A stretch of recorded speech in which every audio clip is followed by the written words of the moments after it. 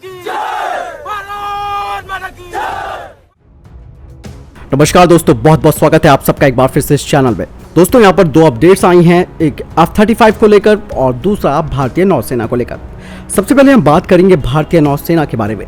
भारत ने प्रोजेक्ट 76 के तहत 3 परमाणु संचालित अटैक पनडुब्बियों के निर्माण के लिए एक मेगा स्वदेशी परियोजना को मंजूरी देने के लिए अपनी कमर कस ली है। आपको बता दें कि 4 अरिहंत क्लास की पनडुब्बियों के लिए प्रधानमंत्री के द्वारा एक फंड भी दिया गया था। वहीं 3 SSN क्लास की परमाणु पनडुब्बियों के लिए नया बजट नौसेना के लिए जल्द ही आ जाएगा। भले ही इस बजट में नौसेना का हिस्सा कम रहा हो, लेकिन इन बजटीय बाधाओं का मतलब है कि 6 नई पारंपरिक यानी कि कन्वेंशनल पनडुब्बियों के लिए योजना में देरी हो सकती है। लेकिन नौसेना फ्रांस और स्पेन से प्राप्त कलवरी क्लास की पनडुब्बियों के ट्रांसफर ऑफ टेक्नोलॉजी यानी कि TOT का उपयोग करने पर विचार कर रही है, ताकि स्वदेशी टेक्नोलॉजी को आगे बढ़ाया जा सके, ताकि कन्वेंशनल पनडुब्बियों की एक फ्लीट तैयार की जा सके। भारतीय नौसेना अब DRDO के द्वारा विकसित किए गए एयर इंडिपेंडेंट प्रपोल्सन यानी कि AIP सिस्टम मॉडल के साथ मझगांव डॉक शिप बिल्डर से 3 और कलवरी क्लास की पनडुब्बियों के लिए अतिरिक्त ऑर्डर देने पर विचार कर रही है। 6 कलवरी क्लास की पनडुब्बियों के वर्तमान बेड़े को 2025 से एयर इंडिपेंडेंट प्रपोल्सन मॉड्यूल मिलना शुरू हो जाएगा, जिसके लिए नौसेना को प्रत्येक पनडुब्बी के लिए कम से कम 8 से 12 महीनों का टाइम लग सकता है, क्योंकि पनडुब्बियों को पावर पम्बलिंग, कट ओपन और वायरिंग्स की आवश्यकता होती है, जो AIP मॉडल प्लग को इंटीग्रेटेड करने, परीक्षण करने और बेड़े में शामिल होने से पहले समुद्री परीक्षण किए जाने से पहले इसे तैयार करना होता है। लेकिन उम्मीद ये है कि जल्द से जल्द इस डाउन टाइम को भी कम किया जा सकता है। वहीं दूसरा प्रस्ताव ये है कि वर्टिकल लॉन्चिंग सिस्टम मॉड्यूल के अलावा एयर इंडिपेंडेंट प्रपोल्सन के साथ स्वदेशी सामग्री के साथ 3 और कलवरी क्लास की पनडुब्बियों का विकास करना है, जिसे कि मैंने अभी हाल के वीडियो में बताया था कि इसे सुपर कलवरी के नाम से भी जाना जा सकता है। ये पनडुब्बियां कलवरी श्रेणी की पनडुब्बियों से बड़ी होंगी और उसी के आधार पर इन्हें तैयार भी किया जाएगा और इसमें ज्यादातर प्रणाली यानी कि टेक्नोलॉजी स्वदेशी रूप से लगाई जाएंगी। यानी कि आपने ये जान लिया कि भारतीय नौसेना अधिक से अधिक कलवरी क्लास की पनडुब्बियों को अपनी नौसेना फ्लीट में शामिल करना चाह रही है और साथ ही स्वदेशी रूप से विकसित होने वाली सुपर कलवरी पर भी पूरा फोकस बनाए हुए है। लेकिन बजटीय बाधाएं, जैसे कि मैंने आपको बताया कि वो एक बहुत बड़ी चुनौती है, लेकिन धीरे धीरे अब उसको भी खत्म किए जाने की उम्मीद है। वहीं बात आ रही है F-35 स्टील्थ फाइटर जेट को लेकर। जैसे कि हाल ही में चर्चाओं में ये बात सामने आई थी कि अमेरिका भारत को F-35 विमान की पेशकश कर सकता है, लेकिन बाद में जो बात सामने आई वो ये आई कि ऐसा कुछ भी नहीं है।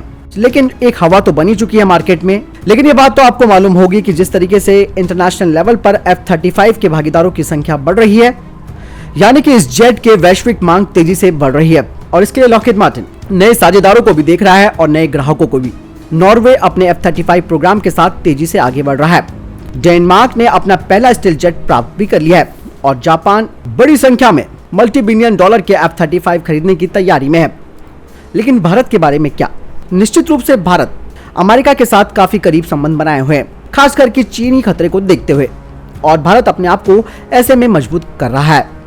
भारत अपने आधुनिकीकरण प्रोग्राम का भी खुलासा कर रहा है, खास करके जैसे कि AMCA प्रोग्राम है, और साथ ही B-1 बॉम्बर्स के साथ भारत अमेरिका के साथ सहयोग को भी बढ़ा रहा है। हाल ही में जो रिपोर्ट आई थी उसमें कहा गया था कि भारत ने कई अवसरों पर F-35 जेट प्राप्त करने में रुचि दिखाई है, लेकिन जनरल विपिन रावत ने इस बारे में साफ तौर पर कहा कि अमेरिका के F-35 लड़ाकू जेट की अधिग्रहण के लिए जो बात सामने आई वो एक अफवाह थी।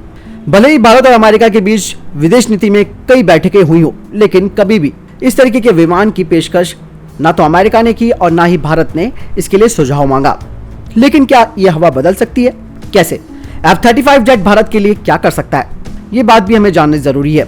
लेकिन इससे पहले हम ये बताएंगे कि लॉकहीड मार्टिन ने भारत को पहले अपने F-16 के उन्नत संस्करण को भारत के हिसाब से कॉन्फ़िगर करके भारत को बेचने की कोशिश की, जो कि खास करके F-21 था। लेकिन अगर भारत इसका अधिग्रहण कर भी लेता तो भी भारत और चीन के बीच शक्ति का संतुलन बराबर नहीं बैठता, क्योंकि चीन के पास पहले से ही 5वीं पीढ़ी के J-20 और J-31 फाइटर जेट्स है, जिनका वो संचालन करता है और बात बात पर भारत को धमकी देने में अपने 5वीं पीढ़ी के फाइटर जेट्स को एक मजबूत आधार बनाता है। लेकिन F-35 की बढ़ती मांग की वजह से और अमेरिका नए नए ग्राहकों को भी ढूंढ रहा है इस फाइटर जेट को खरीदने के लिए, तो ऐसे में अगर अमेरिका भारत को पेशकश भी करेगा F-35 की तो इसमें कोई बड़ी बात नहीं है। 5वीं पीढ़ी के मल्टी रोड फाइटर जैसे कि F-35 जेट भारत को चीन के साथ सीमा क्षेत्र, पठार, घाटियों से भरे पहाड़ी क्षेत्र और किसी भी प्रकार के प्रमुख बख्तरबंद मैदानों के लिए कई तरीके से भारत की मदद कर सकता है और यह चीन के J-20, J-31 से भी सुपीरियर है। और इसी तरह से भारतीय एयरफोर्स में अगर F-35 जेट शामिल हो जाएगा तो चीन के 5वीं पीढ़ी के फाइटर जेट्स जिसपे कि वो अपना ज्यादा भरोसा दिखाता है, उन्हें तबाह करने या फिर उन्हें टक्कर देने के लिए F-35 एक बेमिसाल फाइटर जेट प्रभावी रूप से कार्य कर सकता है। वहीं जहां अमेरिका F-22 का इस्तेमाल करता है, वो किसी अन्य देश को वो नहीं बेचता और ना ही वो उसको बेचेगा भी। ऐसे में F-35 जो स्टेल्थ प्लेटफॉर्म है, वो कहीं ना कहीं भारत को एक रणनीतिक रूप से तो बढ़त देगा ही, साथ ही जो युद्ध के समीकरण है, खासकर की 5वीं पीढ़ी के फाइटर जेट्स को लेकर, उसको आसानी से प्रभावित कर सकता है भारत अगर भारतीय वायुसेना में F-35 स्टेल्थ प्लेटफॉर्म्स शामिल हो जाते हैं। तो दोस्तों कुल मिलाकर यह कहा जा सकता है कि एक बार और एक हवा बन सकती है अमेरिका की तरफ से भारत के लिए कि वो अपने F-35 स्टेल्थ प्लेटफॉर्म्स को भारत को बेच सके। और यहाँ पर सबसे खास बात यह कि ये विमान जो है काफी महंगा भी है, मेंटेनेंस भी इसकी काफी ज्यादा है, लेकिन जब तक भारत का AMCA बन नहीं जाता तब तक हमें चीन की धमकियों का सामना ऐसे ही करना पड़ेगा। चीन को जवाब देने के लिए भारत को अपने 5वीं पीढ़ी के फाइटर जेट को जल्द से जल्द सामने लाना होगा, नहीं तो ये वही वाली बात होगी कि हमें तब तक चीन के इशारों पर ही कॉम्प्रोमाइज करना पड़ेगा। और इसीलिए कम समय में भारत के पास एक ऑप्शन बचता है F-35 स्टेल्थ प्लेटफॉर्म को लेने का, अगर भारत इस पर विचार करे तो। दोस्तों वैसे आपको क्या लगता है, क्या हमको अभी AMCA का वेट करना पड़ेगा आगे के 7 से 8 या फिर 10 सालों तक, या फिर हमको उस गैप को फिल करने के लिए F-35 स्टेल्थ प्लेटफॉर्म खरीदना चाहिए अमेरिका से? आपको क्या लगता है?